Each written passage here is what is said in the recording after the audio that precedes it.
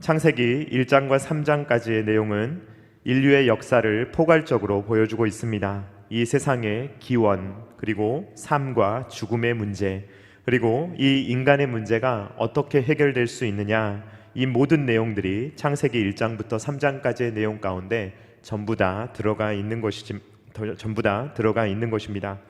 씨앗이라는 것은 작습니다. 그러나 이 씨앗 안에는 모든 것들이 들어 있습니다. 이미 사과 씨앗이라고 한다면 사과의 나무도 들어있고 열매도 이 씨앗 안에 이미 다 들어가 있는 것입니다. 창세기 1장부터 3장까지의 내용은 매우 작은 씨앗입니다. 그러나 이 작은 씨앗 안에 성경의 전체의 내용이 전부 다 들어있다고 할 수가 있습니다. 창세기 1장부터 3장은 씨앗이라면 창세기 4장부터 요한계시록까지의 내용은 이 씨앗이 어떻게 자라가며 어떻게 열매를 맺으며 어떤 결과를 가져오느냐라고 그렇게 설명할 수도 있습니다. 성경의 세계관은 창조, 타락, 구속, 종말인데 이 모든 내용을 창세기 1장부터 3장까지의 내용은 다 담고 있는 것입니다. 아담과 하와의 타락은 인류의 역사에 있어서 매우 큰 변화를 가지고 왔습니다. 지금도 인류는 죄로 인해 파생된 수많은 문제들을 풀어보려고 합니다. 그러나 인류는 어떤 문제도 잘 해결해내지 못하고 있습니다. 여전히 인류는 전쟁과 기근 그리고 분쟁에 시달리고 있습니다. 가인이 아벨을 죽인 것과 같은 일들이 오늘날에도 일어나고 있는 것입니다. 성경은 철학적인 내용을 담고 있지만 철학 이상이며, 문학적인 내용도 발견되지만 문학 이상이며, 그리고 성경은 역사이지만 인간의 역사 이상의 내용을 담고 있습니다. 하나님께서 개입하신 구속사, 신이 어떻게 인간의 역사에 함께 하셨는가라는 것이 바로 성경에 기록되어 있는 것입니다. 성경은 인류가 가지고 있는 문제가 무엇인지를 정확하게 지적합니다. 그리고 그 문제를 해결할 수 있는 유일한 방법이 무엇인가, 여기에 대해서도 정확하게 이야기를 해주고 있는 것입니다. 그러므로 성경은 막연한 책이 아닙니다. 성경은 우리와 먼 책이 아닙니다. 성경이야말로 굉장히 실질적인 책이며 우리에게 매우 실용적이고 매우 현실적인 책이다라는 것을 우리는 기억해야 합니다. 이 세상의 학문과 종교는 인간이 누구인지, 삶과 죽음이 무엇인지를 도무지 설명해내지 못합니다. 부분적으로 묘사할 수는 있겠지만 정확하게 설명해내지는 못하는 것입니다. 예를 들면 세상은 죽음이라는 것이 무엇인지를 설명하지 못합니다. 그래서 세상은 죽음이라는 것을 자연스럽게 일어나는 자연현상의 하나로 이해합니다. 철학 수업을 들으면 거의 대부분의 교수님들이 3단 논법이라는 그러한 이야기를 합니다. 3단 논법은 주로 예를 들어서 이렇게 설명을 합니다. 3단 논법입니다. 첫 번째, 인간은 모두 죽는다. 이것이 대전제입니다.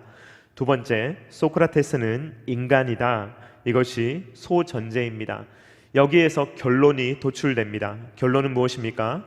그러므로 소크라테스는 죽는다. 이것이 철학 수업을 듣는 사람이라면 누구나 보게 되는 그러한 내용입니다. 그러면 이 3단 논법이라는 것이 성립이 되려면, 이 결론이 맞으려면 1번, 첫 번째 대전제가 분명한 사실이어야 합니다.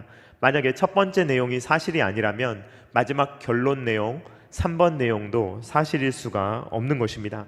그러면 인간은 모두 죽는다, 이것을 우리는 오늘날 너무나도 자연스럽게 받아들이는데 성경은 무엇이라고 이야기합니까, 여러분? 인간은 원래 모두 죽습니까? 원래 그렇지 않은 것입니다. 죽음은 자연스러운 것입니까? 그렇지 않습니다.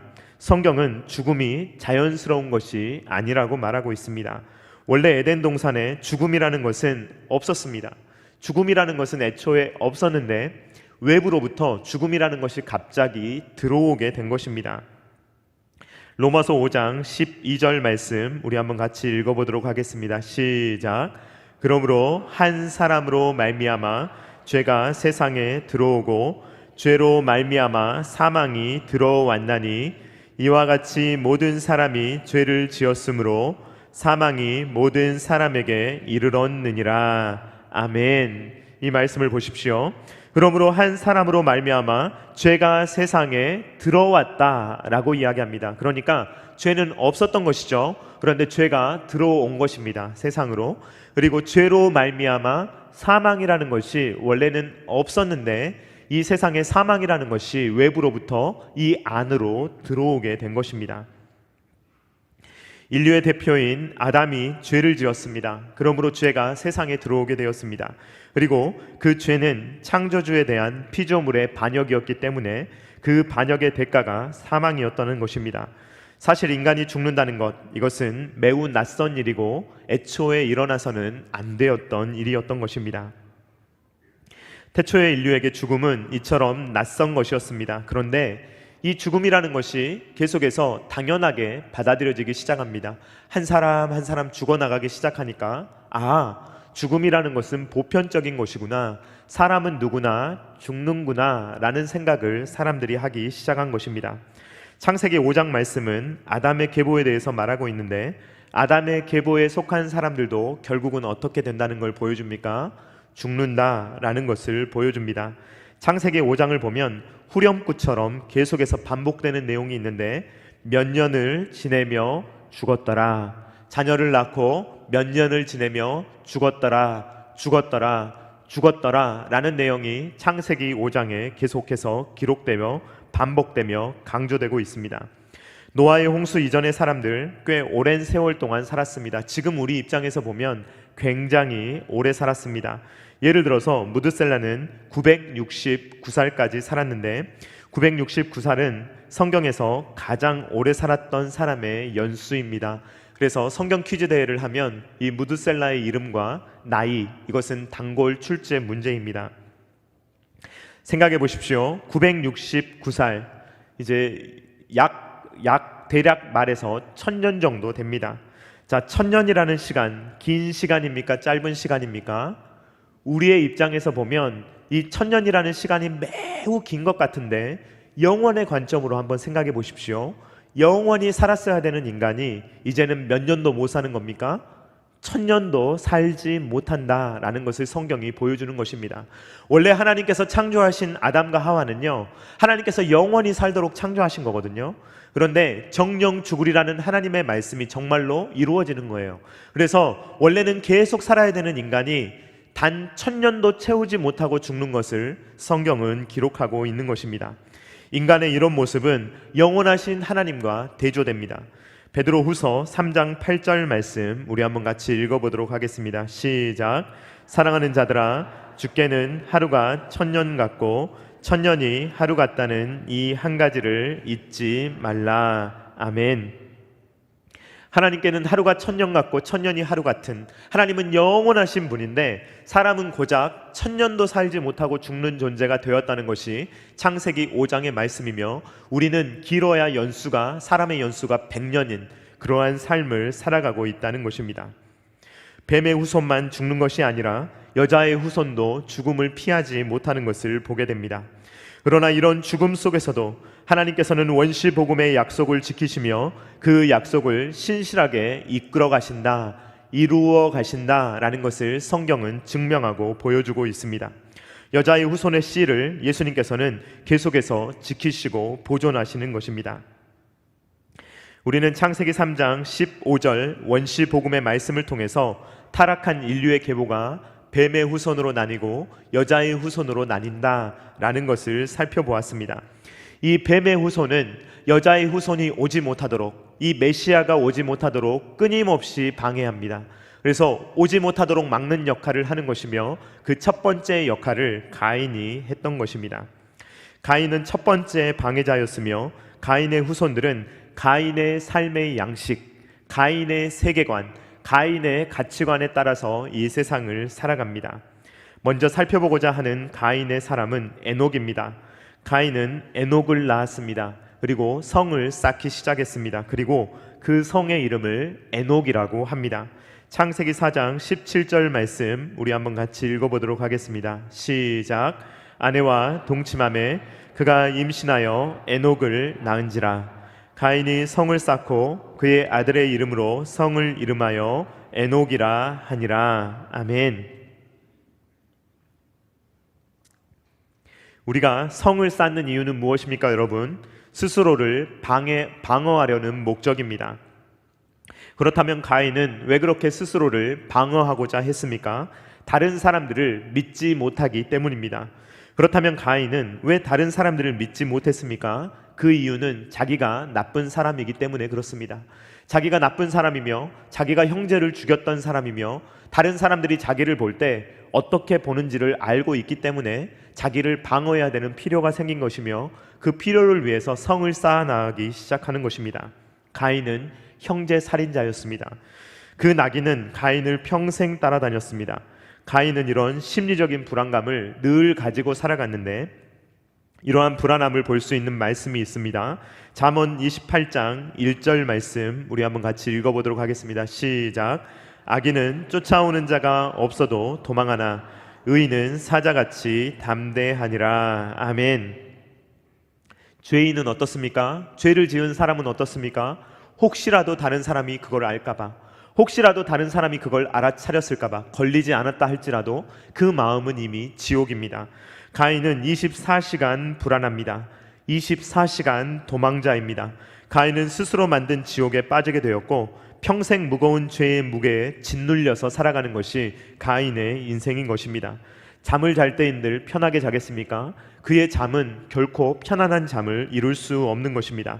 만나는 사람마다 혹시나 자기를 죽이지 않을까, 잠재적인 살인자가 아닐까 늘 노심초사하며 불안해하는 것이 가인의 인생인 것입니다. 창세기 4장 14절 말씀 같이 읽어보겠습니다. 시작. 주께서 오늘 이 지면에서 나를 쫓아내시온즉 내가 주의 낯을 배웁지 못하리니 내가 땅에서 피하며 유리하는 자가 될지라. 무릇 나를 만나는 자마다 나를 죽이겠나이다. 자녀는 부모를 닮는 법입니다. 유전적으로도 닮지만 환경적으로도 부모의 영향력을 벗어나기가 어려운 것입니다. 늘 불안에 시달리는 아버지 가인, 늘 형제를 죽였다는 그 사실로 인해서 다른 사람들을 피하며 성을 쌓으며 살아가는 그 아버지 가인의 모습을 보면서 쭉 삶을 살아가는 에녹을 생각해 보시기 바랍니다. 에녹은 계속해서 가인의 교육을 받았을 것입니다. 가인은 마치 자기는 선하지만 다른 사람들이 악하다는 식으로 가르쳤을 것입니다. 성 밖은 위험하다. 성 밖에 있는 사람은 너를 얼마든지 해할 수 있다. 성 안에서 나가지 말아라. 다른 사람들은 위험하다. 라는 식의 가르침을 아마도 에녹은 받았을지 모릅니다. 가인이 에녹에게 가르쳐준 삶은 무엇입니까? 단절된 삶이며 담을 쌓는 삶입니다. 글로리아 제이 에반스라는 작가가 쓴 담이라는 책이 있는데요. 그림을 잠깐 보여주시면 이런 내용입니다. 그림을 보시면 어떤 사람이 자꾸만 사람들을 만나면 상처를 받는 거예요. 그러니까 내가 상처를 받으니까 담을 쌓기 시작합니다. 처음에는 담을 낮게 쌓아요. 그래서 다른 사람들이 보입니다. 그런데 상처를 받으면 받을수록 담을 점점 높이 쌓는 거예요. 그래서 점점 어떻게 되겠습니까? 다른 사람이 보이겠습니까? 보이지 않겠습니까? 보이지 않는 담을 쌓아가는 것입니다. 그 다음 그림을 보면 이런 그림입니다. 이렇게 자기 키를 넘어서는 담을 쭉 쌓아서 다른 사람들이 자기를 침범하지 못하도록, 다른 사람들이 어떤 상처도 줄 수 없도록 만드는 이러한 삶을 만들어 간다는 것입니다. 이 주인공이 나중에 이 담 안에서만 살다가 나중에 담 밖을 나가보게 됩니다. 그리고 나서 담을 보니까 그 담이 얼마나 흉측한지, 얼마나 무섭게 지어졌는지, 다른 사람들을 얼마나 위협하는 것인지를 깨닫게 되는 그러한 이야기입니다. 이 책은 일종의 관계에 대한 책입니다. 이 주인공은 사람들과의 인간관계 속에서 상처를 받을 때마다 담을 쌓아서 모든 사람을 막아버리는 그러한 삶을 살아가게 되는데, 정작 자신의 모습이 얼마나 흉측한지를 나중에서야 발견하게 되는 것입니다. 세상은 자꾸만 담을 쌓으라고 우리에게 말합니다. 이 세상에서 가장 중요한 교육은 무엇입니까? 중요한 건 나다. 나 자신이다. 누구도 나를 건들지 못하게 해라 라는 것이 세상의 교육입니다. 심지어 요즘은 부모님의 영향도 받지 말라는 것을 교육합니다. 부모님이 너를 건드리지 못하게 해라. 부모님이 너의 그림을 그리지 못하게 해라. 네 그림은 너만 그릴 수 있다 라는 것이 이 세상의 교육의 중요한 초점입니다. 이 가르침은 어디에까지 올라가냐면 부모님도 나를 건드릴 수 없고 하나님 창조주께서도 저를 건드려서는 안 됩니다. 제가 결정할 겁니다. 제가 모든 것들을 해나갈 겁니다. 라고 이야기하며 담을 쌓아가는 이러한 일들을 이 세상은 교육하고 있는 것입니다. 가인은 어떤 사람도 자기를 건드릴 수 없도록 성을 쌓았으며 하나님마저도 자기를 건드릴 수 없는 성을 쌓으려고 노력했던 것입니다. 가인은 하나님과의 수직적인 관계, 그리고 사람들과의 수평적인 관계도 어그러진 인생을 살았던 것입니다. 창세기 4장, 이 창세기 4장은 가인의 후손이 어떻게 살았는가라는 것을 보여주고요. 창세기 5장, 이것은 아담의 계보, 여자의 후손이 어떻게 이어지는가라는 것을 보여주는데, 흥미롭게도 창세기 4장의 에녹과 전혀 다른 창세기 5장의 다른 에녹이 등장하는 것을 우리는 발견하게 됩니다. 창세기 5장 1절 말씀 우리 한번 같이 읽어보도록 하겠습니다. 시작. 이것은 아담의 계보를 적은 책이니라. 하나님이 사람을 창조하실 때 하나님의 모양대로 지으시되. 아멘. 우리는 이 말씀을 통해서 희망을 발견하게 됩니다. 왜 그렇습니까? 인간은 죄를 짓고 타락했지만 여전히 하나님의 모양대로, 하나님의 형상대로 지음받았음이 확인되고 있기 때문입니다. 아담의 계보는 여자의 후손의 계보, 즉 구속사의 계보를 보여주는데요. 이 아담에게 수많은 아들들이 있었겠지만 오직 누구의 이름만이 등장합니까? 셋의 이름만이 등장합니다. 아담에게 있는 수많은 아들들, 그 아들들 중에서 다른 아들들은 구속사의 계보가 아닙니다. 오직 누구만이 구속사의 계보입니까? 셋만이 구속사의 계보입니다. 그러므로 셋만 등장하게 됩니다. 창세기 5장 3절 말씀 우리 한번 같이 읽어보도록 하겠습니다. 시작. 아담은 130세에 자기의 모양 곧 자기의 형상과 같은 아들을 낳아 이름을 셋이라 하였고, 창세기 5장의 관심, 이것은 예수님께서 어떤 족보를 통해서 오시느냐, 이것이 바로 창세기 5장에 가지고 있는 족보의 관심인데, 이 셋에 이어서 쭉 등장하면서 나중에는 노아라는 사람도 등장하는 것을 보게 됩니다. 그런데 그 중간에 등장하는 인물 중에 한 명이 바로 에녹입니다. 이 에녹은 이 창세기 4장의 에녹과 부딪힙니다.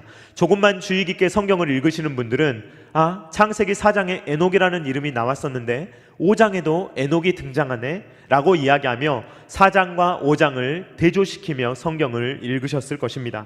에녹과 에녹이 부딪힙니다. 창세기 4장과 5장이 부딪힙니다. 첫 번째로 등장하는 이 에녹은 누구입니까? 가인의 자녀로서 뱀의 후손입니다. 성을 쌓습니다. 힘을 과시합니다. 하나님과 사람들이 건드릴 수 없는 삶을 살아가며 내 인생은 내 거야, 내가 내 인생을 주도할 거야 라고 말하며 살아갑니다. 그런데 이 창세기 5장에 등장하는 이 에녹은 전혀 다른 인생을 살아갑니다. 창세기 5장 22절 말씀 같이 읽어보도록 하겠습니다. 시작. 무드셀라를 낳은 후 300년을 하나님과 동행하며 자녀들을 낳았으며. 아멘. 창세기 4장의 에녹은 자기 자신을 위해서 성을 쌓으며 하나님과 사람들이 건드릴 수 없는 인생을 살았다면, 창세기 5장에 나오는 에녹은 하나님께 자신의 삶을 의탁드리며 하나님과 동행하는 인생을 살았다는 것입니다. 에녹은 그때 당시의 사람들의 삶보다 훨씬 더 짧은 인생을 살았습니다. 365년만을 살았습니다. 그런데 65년의 인생, 그 65년의 인생은 하나님과 동행하지 않았습니다. 그런데 이 65세 때에 어떤 결정적인 어떤 사건이 있었으며 그 일을 통해서 에녹은 나머지 300년의 인생을 하나님과 동행하며 살아간다 하는 것입니다. 이때 무슨 일이 있었는지 우리는 정확하게 알지 못합니다. 그러나 우리가 알 수 있는 사실은 무엇이냐? 그때 무드셀라가 태어나게 되는데, 이 무드셀라가 죽는 때에 이 홍수가 시작된다라는 것을 통해서 그때 에녹이 어떤 사건을 경험했다, 어떤 말씀을 받았다라는 것을 우리는 알게 됩니다. 그리고 더 확실하게 알 수 있는 것은 신약의 말씀을 통해서 알 수 있는데, 이 에녹은 장차 임할 심판에 대해서 계시의 말씀을 받았으며 그 계시의 말씀을 증거하는 선지자였다라는 것을 유다서 말씀을 통해서 확인하게 됩니다. 유다서 1장 14절로 15절 말씀 같이 읽어보도록 하겠습니다. 시작.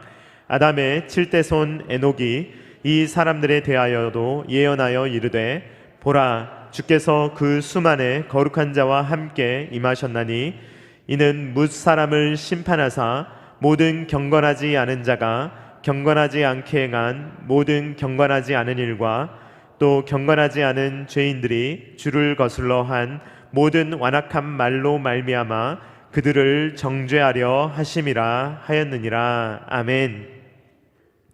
이 유다서의 말씀을 보면 이 에녹이 65세 때 어떤 일을 경험했는지 어떤 말씀을 받았는지를 정확하게 알 수가 있습니다. 에녹은 무서운 심판의 말씀을 받았던 것입니다. 하나님께서 이 세상을 죄로 말미암아 심판하신다는 그 말씀을 에녹은 정말로 그때 받았다는 것입니다. 그리고 이 심판의 문제가 해결되지 않는다면, 영생의 문제가 해결되지 않는다면 그 어떠한 인생의 삶도 누릴 수 없다는 것을 에녹은 알게 되었습니다. 평안이 없습니다. 안식이 없습니다. 그러므로 성을 쌓을 수밖에 없는 것입니다. 안식이 없고 마음에 평안이 없기 때문에 자꾸만 나를 지켜내려면 안심하고 싶은 그 더 큰 성, 더 보안이 철저한 곳에 들어가서 아무도 건드릴 수 없는 곳에 들어가려고 하는 인간의 본성을 갖게 되는 것입니다. 그런데 하나님을 만난 사람, 하나님께서 주시는 위로와 평안을 누리는 사람은 그러한 안식과 평안을 하나님께서 주시기 때문에 더 이상 그러한 성 안에 갇혀 지내지 않게 되는 것입니다. 에녹은 무서운 심판으로부터 구원받을 수 있다는 사실을 알게 되었으며 하나님의 은혜를 누리는 사람만이 그러한 안식을 누린다는 것을 알게 되었습니다. 에녹은 심판과 구원, 심판이 있지만 하나님께서 구원하신다는 이 두 가지 사실을 알게 되었으며 다가오는 심판을 준비하며 하나님과 동행하는 인생을 하루하루 살아가게 되었던 것입니다. 첫 번째 에녹과 두 번째 에녹의 태도는 완전히 다릅니다. 가인의 후손은 어땠습니까? 가인의 후손은 하나님의 심판을 회피하려고만 했습니다. 절대 회개하지 않았습니다. 하나님께 주님, 제가 잘못했습니다. 제가 동생을 죽였습니다. 잘못했습니다. 저를 용서해 주십시오. 이렇게 하는 것이 아니고 저는 두렵습니다. 혹시 저를 사람들이 죽일까 두렵습니다. 그러면서 피할 성을 쌓는 삶을 가인은 살았던 것입니다. 그러나 에녹은 어떻습니까? 하나님의 심판 앞에 자복하고 회개하며 하나님과 동행하는 인생을 살았던 것입니다. 에녹은 하나님과 동행하며 다른 사람들에게 심판의 메시지를 전하며 하나님께로 돌아오라고, 심판이 있지만 하나님께로 돌아오는 자에게 구원이 있음을 알리는 인생을 에녹은 살아갔던 것입니다. 사랑하는 성도님들, 우리 그리스도인들은 남은 인생을 어떻게 살아가야 하겠습니까? 첫 번째 에녹처럼 우리만의 성을 쌓으며 아무도 건드릴 수 없는 그러한 인생을 살아가야 하겠습니까? 아니면 두 번째 에녹처럼 하나님 앞에 철저하게 회개하며 하나님의 도우심을 구하며 하나님과 동행하는 삶을 살아야 하겠습니까? 저와 여러분은 한 분도 빠짐없이 하나님과 동행하는 삶을 살아갈 수 있기를 주님의 이름으로 축원드립니다. 하나님은 이렇게 하나님과 동행했던 에녹을 통해서 아름다운 소망의 메시지를 주십니다. 그것은 무엇이냐면 죽었더라 죽었더라 죽었더라가 반복되는, 이 후렴구가 반복되는 창세기 5장의 내용 중에 죽지 않았던 한 사람, 그 사람이 기록되게 하심으로 말미암아 부활의 소망을 우리로 하여금 가질 수 있도록 하신 것입니다. 여자의 후손 중에 죽음을 이기는 사람이 있었다라는 것을 보여주심으로 죽음을 보지 않고 하나님께로 옮겨진 에녹의 삶을 통해서 여자의 후손 중에 죽음을 보지 않았던 그 사람으로 말미암아 그 후손들이 부활의 소망을 가질 수 있도록 하셨던 것입니다. 죽음으로 얼룩져버린 인간의 계보에 부활의 소망을 심어주십니다. 창세기 5장 24절 말씀 같이 읽어보도록 하겠습니다. 시작. 에녹이 하나님과 동행하더니 하나님이 그를 데려가심으로 세상에 있지 아니하였더라. 아멘. 가인은 평생 뭐하며 살았습니까? 성을 쌓으며 살았습니다. 불안하며 살았습니다. 남을 경계하며 살았습니다. 그러나 하나님과 동행했던 에녹은 평생 하나님과의 관계를 쌓으며 살아갔습니다. 히브리서 저자는 이러한 에녹의 삶을 평가하면서 에녹이 믿음의 삶을 살았다고, 에녹이 하나님께서 기뻐하시는 인생을 살았다고 평가하고 있습니다. 히브리서 11장 5절 말씀입니다. 믿음으로 에녹은 죽음을 보지 않고 옮겨졌으니 하나님이 그를 옮기심으로 다시 보이지 아니하였느니라. 그는 옮겨지기 전에 하나님을 기쁘시게 하는 자라 하는 증거를 받았느니라. 아멘. 에녹은 유한한 이 세상이 심판을 받게 될 것이며 이 세상과는 비교할 수 없는 영원한 하나님의 나라가 있다는 것을 기억하며 영원한 가치를 추구하며 하나님을 기쁘시게 하는 삶을 살았습니다. 창세기의 저자는 이렇게 창세기의 4장과 5장을 비교하고 대조시킴으로써 우리는 어떤 인생을 살아가야 되느냐, 우리에게 첫 번째 에녹의 길을 걸어갈 거냐 아니면 두 번째 에녹의 길을 걸어갈 거냐 계속해서 도전하고 있는 것입니다. 이 창세기 4장과 5장의 내용은 내용 전체가 대조적입니다. 그런데 또 한 명의 흥미로운 인물이 있는데 그 이름은 바로 라멕입니다. 창세기 저자는 창세기 4장에 등장하는 라멕 그리고 창세기 5장에 등장하는 라멕을 또 부딪히게 합니다. 창세기 4장에 등장하는 라멕은 철저한 인본주의자입니다. 그 조상 가인처럼 살인자의 길을 걸어갑니다. 이 가인의 후손인 라멕은 가인보다 훨씬 더 뻔뻔하여서 자기의 살인을 정당화합니다. 이로써 가인의 후손 라멕은 인류 최초로 살인을 저지르면서도 정당 방위를 주장하며 자기가 옳다, 어쩔 수 없었다라고 말하는 첫 번째 인물이 되었습니다. 창세기 4장 23절 말씀입니다. 라멕이 아내들에게 이르되 아다와 실라여 내 목소리를 들으라. 라멕의 아내들이여 내 말을 들으라. 나의 상처로 말미암아 내가 사람을 죽였고 나의 상함으로 말미암아 소년을 죽였도다. 이 라멕은 최초의 일부 다처제를 채택한 사람이기도 합니다. 하나님께서 태초에 주신 창조의 질서는 한 남자와 한 여자가 결혼하는 것이었는데 라멕은 이것을 깨버리며 두 여자를 취합니다. 자기가 좋아하기 때문입니다. 자기는 이 여자도 좋고 저 여자도 좋다는 것입니다. 그래서 하나님이 원하시는 결혼, 이것은 자기의 마음속에 없고요. 하나님이 어떤 결혼을 원하시는가, 이게 중요한 게 아니고 내 마음이 원하는 대로 내가 이 여자도 좋고 저 여자도 좋으니까 그렇게 결혼을 했으며, 그리고 자기의 유익을 위해서는 다른 사람을 기꺼이 죽일 수 있는, 그리고 정당성을 이야기할 수 있는 그러한 사람이 되었던 것입니다. 이 라멕은 스스로 판사도 되었고 신도 되었으며 자기를 해하려는 사람에게 당당하게 하나님을 흉내내어 저주까지 선포합니다. 창세기 4장 15절 말씀입니다. 여호와께서 그에게 이르시되 그렇지 아니하다. 가인을 죽이는 자는 벌을 7배나 받으리라 하시고 가인에게 표를 주사 그를 만나는 모든 사람에게서 죽임을 면하게 하시리라. 이것은 하나님께서 가인에게 주신 말씀입니다. 그런데 라멕에게는 어떤 말씀도 주지 않으셨는데 라멕은 스스로 선포하기를 이렇게 선포합니다. 창세기 4장 24절 말씀 우리 한번 같이 읽어보겠습니다. 시작.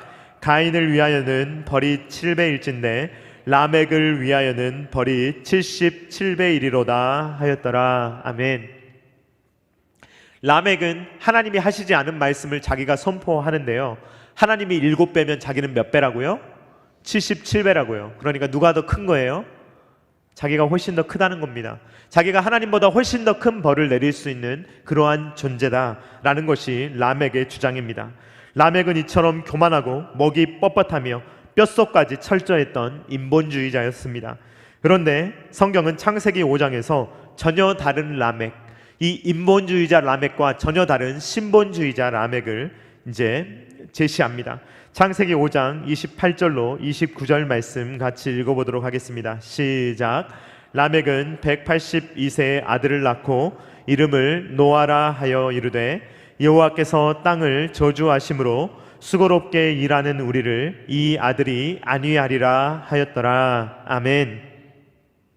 지금 이 라멕은 이 선조였던 에녹이 선포했던 심판의 메시지를 들었던 것 같습니다. 그리고 이 라멕은 이 심판의 메시지에 대응하여서 여호와의 구원을 기다리며 하나님 안에서 위로를 받기를 원했던 것입니다.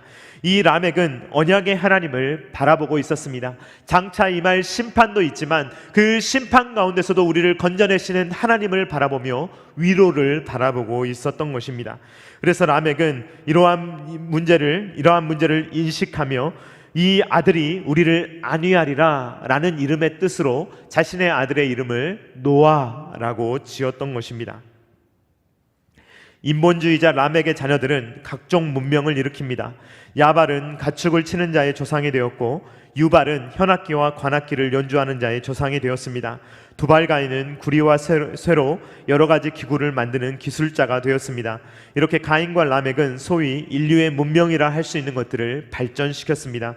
반면에 신본주의자들은 도대체 무엇을 했는지 성경이 기록하지 않습니다. 그들이 어떤 일을 했는지 어떻게 살아갔는지는 성경의 관심이 아닙니다. 다만 여호와의 이름을 불렀다라는 것이 성경의 관심인데, 이 여호와의 이름을 부르는 자들을 통해서 구속사가 완성되어 가는 것입니다. 메시아이신 예수님은 바로 이 신본주의자들의 계보를 통해서 오셨다라는 것을 기억해야 합니다. 노아는 그의 아버지 람եկ이 지어준 것처럼 여호와의 은혜를 입게 되었고 많은 사람들에게 위로가 되었다는 것입니다. 홍수라는 극심한 심판 속에서도 노아는 새로운 희망이 되었습니다. 이처럼 창세기 4장과 5장, 이것은 두 개의 계보를 대조시키고 있습니다. 에녹을 대조시키고 라멕과 라멕을 대조시키며, 너는 어디에 속해 있느냐? 4장에 속해 있느냐 아니면 5장에 속해 있느냐? 당신은 도대체 어떤 길을 걸어가고 있느냐? 성경은 우리에게 물어보고 있는 것입니다. 사랑하는 성도님들, 여러분들은 어떤 길을 걸어가고 계십니까? 인본주의자의 길을 걸어가고 계십니까? 아니면 신본주의자의 길을 걸어가고 계십니까? 불순종의 길을 걷고 계십니까? 아니면 순종의 길을 걷고 계십니까? 내 힘으로 성을 쌓는데 바쁘십니까? 아니면 하나님과 어떻게 하면 동행하는 삶을 살아갈까 여러분들의 삶을 집중하고 계십니까? 첫 번째 에녹의 길이 아니라 두 번째 에녹의 길을 가시기를 주님의 이름으로 축원드립니다. 첫 번째 람եկ의 길이 아니라 두 번째 람եկ의 길을 가시기를 주님의 이름으로 축원드립니다. 우리가 쌓은 성은 언젠가는 무너질 것입니다. 우리가 아무리 완벽하게 우리를 보호하려고 해도, 아무리 완벽하게 우리를 막아내려고 해도 그 모든 것들은 사라지게 될 것입니다. 그러나 하나님과 동행했던 인생은 영원히 남는다는 것을 우리는 기억해야 합니다. 우리의 인생은 첫 번째 람եկ처럼 남을 죽이거나 자기의 욕구를 충족하는 데 사용해서는 안 됩니다. 우리는 두 번째 람եկ처럼 남을 위로하며 남을 세워주는 소망이 가득 찬 인생을 살아야 하는 것입니다. 어떤 이름을 가지고 있느냐 중요한 것이 아닙니다. 어떤 삶을 살아가느냐가 중요한 것입니다. 어떤 에녹이 될 것인가, 어떤 람եկ이 될 것이냐가 중요한 것입니다. 어떤 길을 걸어가고 있는가, 어떤 계보에, 어떤 영적인 계보에 우리가 속해 있는가, 우리 가정이 속해 있는가, 첨단 겨자씨교회가 속해 있는가, 이것이 중요한 것입니다. 은혜의 계보에 속한 자들로서, 그리스도와 연합한 자들로서 365일 하나님과 동행하며 하나님의 영광을 위해서 살아갈 수 있는 저와 사랑하는 성도님들 다 되실 수 있기를 주님의 이름으로 축원드립니다. 우리 다 같이 찬양하도록 하겠습니다. 나 주님의 기쁨 되기 원하네.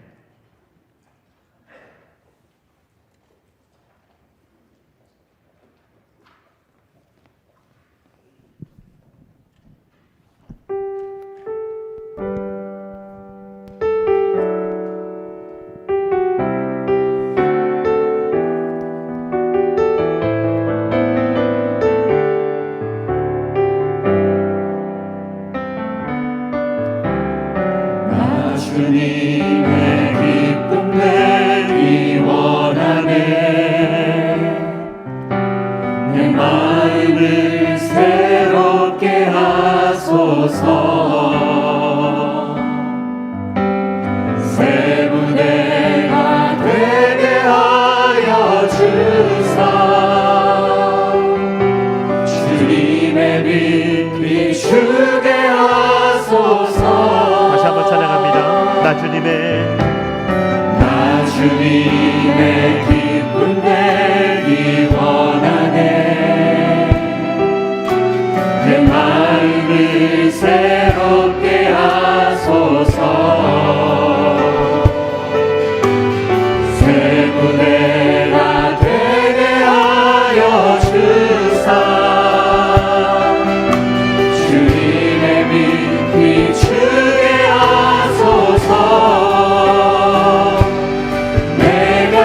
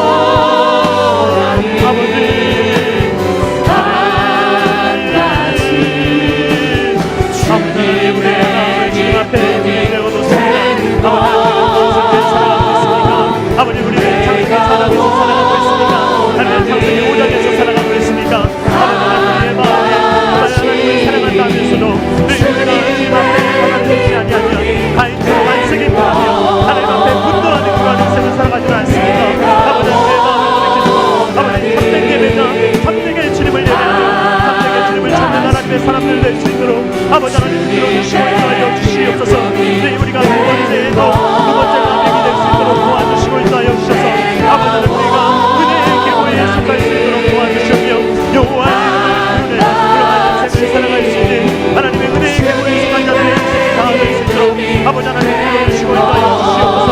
아버지 하나님과 우리의 이름과 아버지 우리의 성공을 아버지 하나님 우리를 자꾸만 우리의 존재감을 아버지 하려는 것이 아니라 하나님을 내세우며 하나님을 즐거워하며 기뻐하며 하나님께 영광을 올려드리며 아버지 하나님께서 우리의 창조주시오 구원주시오 구원주시나 나의 주님이 우리의 죄인이심을 아버지 하나님을 사랑하시는데 모든 하나님의 자녀들 낼 수 있도록 아버지 하나님 불러주시고 인도하여 주시옵소서.